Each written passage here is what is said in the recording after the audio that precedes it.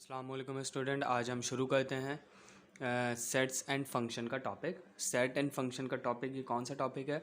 ये मैट्रिक की जो सिंध बोर्ड की न्यू बुक आई है उसके अंदर ये टॉपिक है। और ये अब ज़ाहिर है अभी पता चला होगा कि चेंज हो गई हैं बुक्स। तो चेंज जो हुई है मैट्रिक की बुक, तो अब पहले 1 till 16 चैप्टर्स 9 की बुक में होते थे और वही हैं अभी तक। मैट्रिक में चेंज ये हुआ है कि अब 17 till 30 चैप्टर हो गए। तो इट्स मीन दैट कि 16 चैप्टर आप पढ़ेंगे, 30 चैप्टर्स में से 16 चैप्टर आप पढ़ेंगे 9 में, एंड लास्ट के 14 चैप्टर्स आपने पढ़ने हैं मैट्रिक के अंदर। ठीक है, 17 18 till 30 तक। तो उसके अंदर चैप्टर 17 है आपका, जो आपकी बुक का पहला चैप्टर होगा मैथमेटिक्स की बुक का सिंध टेक्स्ट बुक के अंदर। उसमें ये पहला टॉपिक है, पहला चैप्टर है आपका, चैप्टर 17 सेट्स एंड फंक्शन। तो सेट एंड फंक्शन हमने पढ़ना है आज। अच्छा, सेट एंड सेट्स क्या है, फंक्शंस क्या हैं, ये सब हमने पढ़ना है। लेकिन उस सब को पढ़ने से पहले आपको कुछ सेट्स पता होने चाहिए। जो सेट्स बेसिक सेट्स हैं तो वो आपको पता होने चाहिए। वो क्या है वो अब आपको मैं बता देता हूँ कि हमारे पास अभी हम एक्सरसाइज स्टार्ट नहीं कर रहे हैं। पहले हम एक्सरसाइज का रिव्यू कर लेते हैं, और वो ये है कि हम पहले सेट्स देखते हैं कुछ। सबसे पहले हमारा सेट है, सेट्स बहुत सारे किस्म के हैं। तो उसमें सबसे पहला सेट हमारे पास है set of natural number. Set of natural number, ठीक है, सेट ऑफ नेचुरल नंबर्स। अच्छा, सेट ऑफ नेचुरल नंबर को डिनोट कैसे करते हैं? इस तरह एन लिखा होता है कैपिटल, ठीक है, ये होता है आपके पास सेट ऑफ नेचुरल नंबर। अच्छा, सेट ऑफ नेचुरल नंबर है क्या? सेट ऑफ नेचुरल नंबर ये होता है कि जब भी काउंटिंग 1 से स्टार्ट हो और इसी तरह 1 2 3 4 5 6 ये आपके पास काउंटिंग चलती रहे टिल इनफाइनाइट, ठीक है। अच्छा, ज़ीरो नहीं होता नेचुरल नंबर्स के अंदर, और नेगेटिव नंबर्स नहीं होते। जिसमें ज़ीरो और नेगेटिव नंबर ना हो वो क्या होता है आपके पास? Natural numbers. और वो पूरा एक सेट अगर बना दे तो वो कौन सा सेट बन जाता है? नेचुरल नंबर का सेट। इसी तरह हमारे पास कुछ और सेट्स होते हैं, जैसे सेट ऑफ होल नंबर, ठीक है, सेट ऑफ होल नंबर्स। अच्छा, सेट ऑफ होल नंबर्स को कैसे डिनोट करते हैं? कैपिटल डब्ल्यू से, ठीक। अच्छा, बहुत आसान है। नेचुरल नंबर और सेट ऑफ होल नंबर ये बहुत आसान है। बस फ़र्क क्या है इनमें? नेचुरल नंबर वो नंबर होता है जो 1 से स्टार्ट हो, ज़ीरो ना है जिसमें, और होल नंबर वो सेट होता है जो 0 से स्टार्ट हो, बस, और कोई फ़र्क नहीं है। ज़ीरो जिसमें आ जाए वो होल नंबर बन। एक नेचुरल सेट लिखूँ और उसमें मैं ज़ीरो का इजाफा कर दूँ तो वो मेरे पास होल नंबर बन जाएगा, ठीक है। इसी तरह सो ऑन इनफाइनाइट तक जाएगा। ये दोनों बहुत आसान है। आप किसी एक को याद कर लें, नेचुरल नंबर को याद कर लें, तो आप ये याद कर लें कि नेचुरल नंबर में अगर मैं ज़ीरो का इजाफा कर दूं तो वो होल नंबर बन जाएगा, और होल नंबर में से मैं ज़ीरो हटा दूं तो वो मेरे पास क्या हो जाएगा? नेचुरल नंबर हो जाएगा। इसी तरह और भी बहुत सारे सेट हैं, जैसे set of integers. Set of integers क्या है ये भी देख लेते हैं। Set of integers set of integers क्या है? अभी हमने देखा नेचुरल नंबर वो नंबर सेट है जिसके अंदर हमारे पास ज़ीरो और नेगेटिव नंबर नहीं आते। उसके अलावा जितने नंबर्स आए वो सारे नेचुरल नंबर हैं। होल नंबर हमने देखा जिसमें नेगेटिव नंबर नहीं होते, पॉजिटिव सारे होते हैं और ज़ीरो भी होता है। अब इंटीजर नंबर कौन से होते हैं? इंटीजर नंबर को सबसे पहले तो डिनोट कैसे किया जाता है? इस तरह जेड से डिनोट किया जाता है, इस तरह कैपिटल जेड से। और ये अच्छा, इंटीजर्स कौन कौन से होते हैं?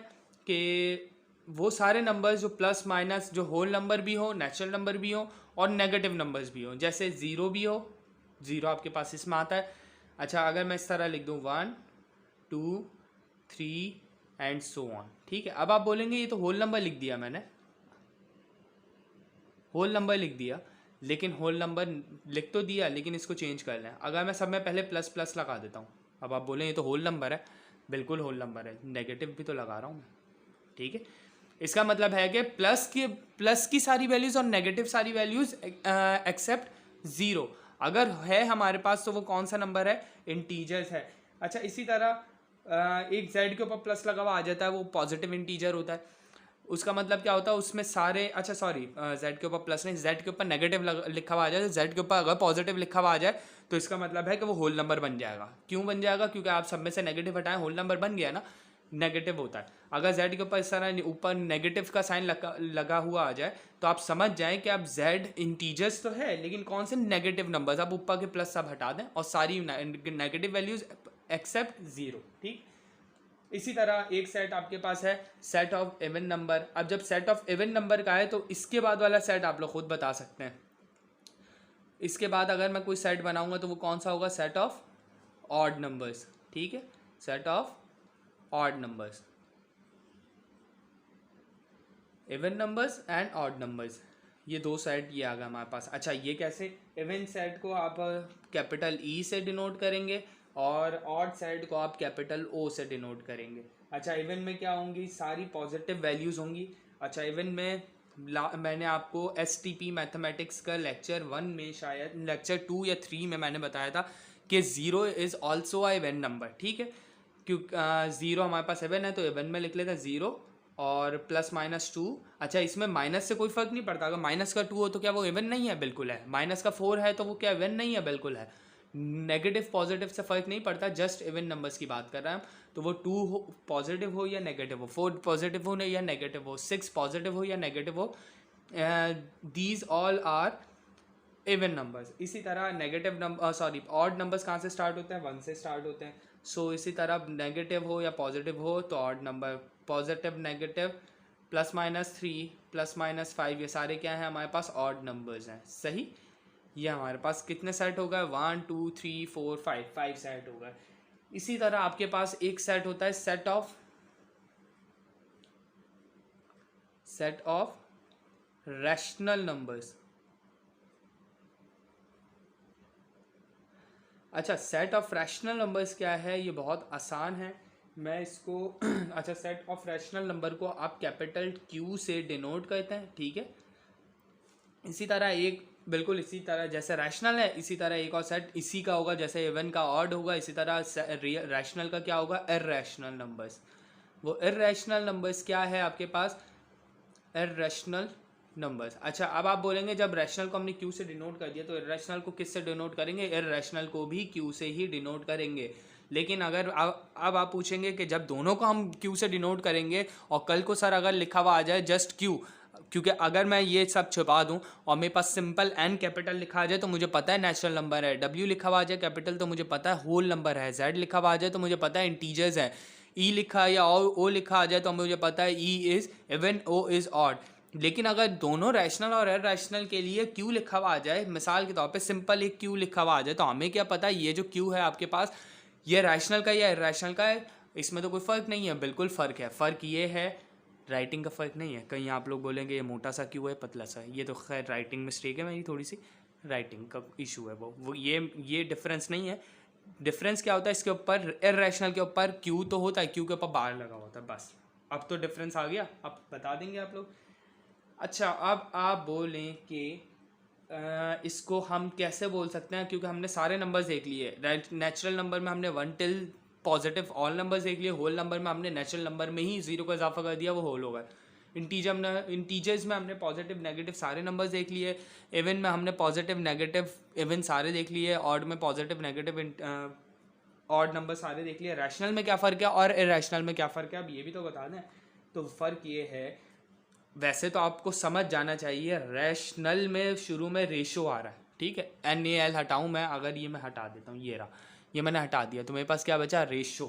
तो रेशो मतलब जो नंबर रेशो में लिखा हुआ वो सारे रैशनल नंबर्स हैं, ठीक है। ऐसे देख लें, जैसे मेरे पास अगर लिखा हुआ है कि 18 and 4, ठीक है, इस तरह लिखा हुआ है, तो अब आप बोलेंगे रैशनल नंबर है क्या, नहीं, रैशनल नंबर अभी नहीं है। रैशनल नंबर जब होता है जब किसी वैल्यू को आप बिल्कुल सिंप्लीफाई करते हो, उसके बाद सिंप्लीफिकेशन ना होती हो। जैसे ये दोनों 4 is an even number and 18 is also a even number, so we divided by 2, सो 2 into 2 is 4, 2 into 9 is 18, simplify होगा 2/9। अब मुझे बताएं 2 और 9 क्या और सिंप्लीफाई हो सकते हैं, नहीं। जब भी ऐसा नंबर आ जाए जो इस तरह रेशो में लिखा हो, या अगर आप बोलें तो फ्रैक्शन में लिखा है, तो बेटा एक ही बात है, फ्रैक्शन को आप इस तरह रेशो डाल के लिख लें। खैर ये रेशो में लिख दिया मैंने, जब भी इस तरह का नंबर आ जाए, दोनों सेम चीज़ है, डिफरेंस नहीं है दोनों में, रेशो में लिखा हुआ आ जाए तो, और क्या नाम है, इस तरह हो कि सिंप्लीफाई ना हो सकते हो आप, मिसाल के तौर पे आप दोनों 1 के टेबल में आ सकते हैं, इसके अलावा और किसी टेबल में नहीं आ सकते दोनों, ऐसे ही है। तो जब भी इस तरह के नंबर्स हो ना, जैसे 2/9 या 2:9 है और वो इससे ज़्यादा सिंप्लीफाई नहीं हो सकते, वो सारे नंबर्स कौन से होते हैं? Rational numbers. अब आप बोलें कि इसका सेट कैसे बनाए, तो इसका सेट अब आपके पास नंबर्स में नहीं बना सकते, अब आपको वैसे ही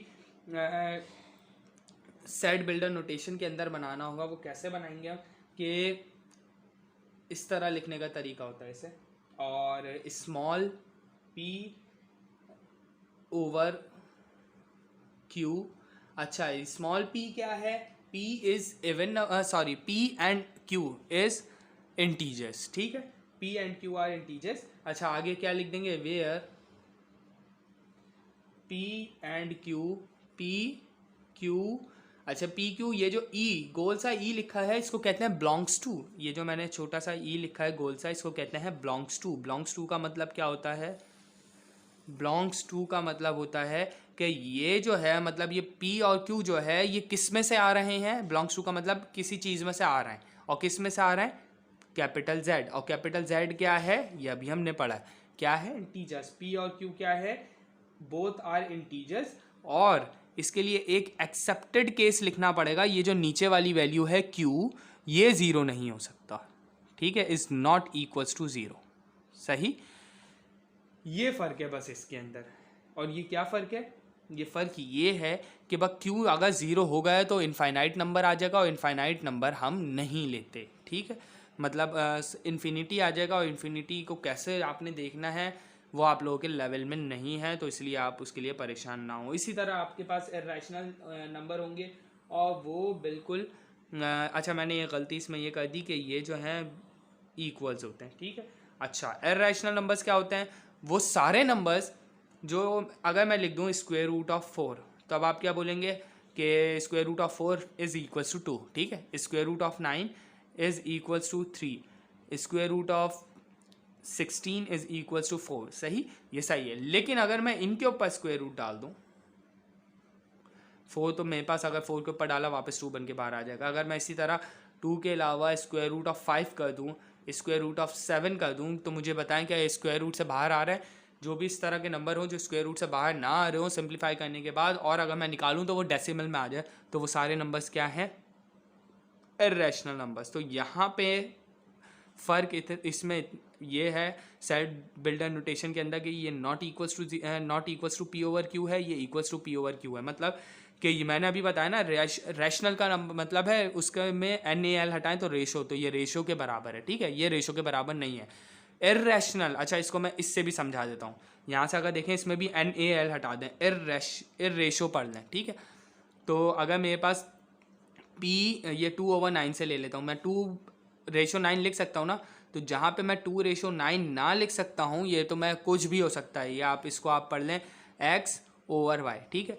जहाँ पे मैं x/y ले सकता हूँ वो रैशनल है, जहाँ x/y नहीं ले सकता वो इर्रेशनल है। तो ये वही लिखा हुआ है कि आप रेशो नहीं ले सकते, और इसमें भी वही लिखना है कि वेयर कि आपके पास p और q क्या है? p q belongs to integers number, और q does not equals to या नॉट इक्वल्स टू ज़ीरो, के आपके पास जो q है वो ज़ीरो के बराबर नहीं है।